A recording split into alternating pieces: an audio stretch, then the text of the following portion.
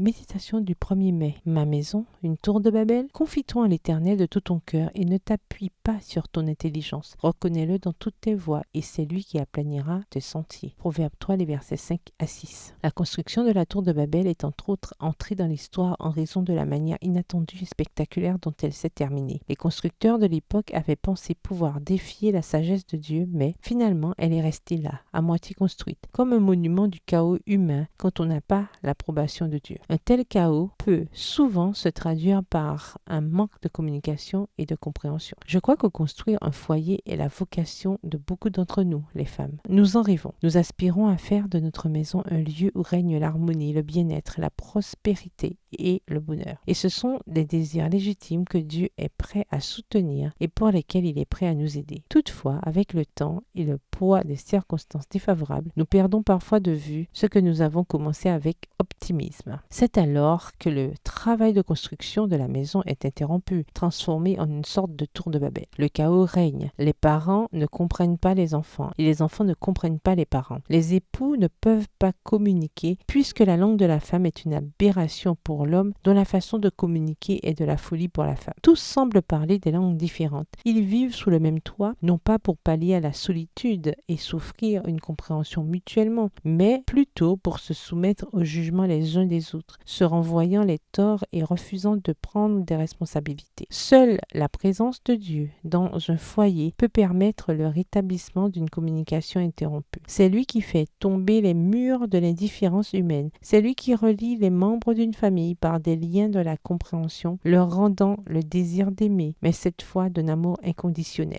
Le langage universel est celui de l'amour parce que Dieu est amour. Face à cela, nous nous sensibilisons tous. Les barrières tombent et des ponts de compréhension se construisent. Le cœur s'attendrit. La volonté des enfants rebelles est soumise. La froideur des parents tiédit et l'indifférence entre les conjoints se brise, entrant dans un dévouement mutuel, volontaire et engagé. Ne faites pas de votre foyer une nouvelle tour de Babel privée. Construisez avec l'aide de Dieu une maison pour l'éternité. Bonne journée, que l'Éternel vous bénisse.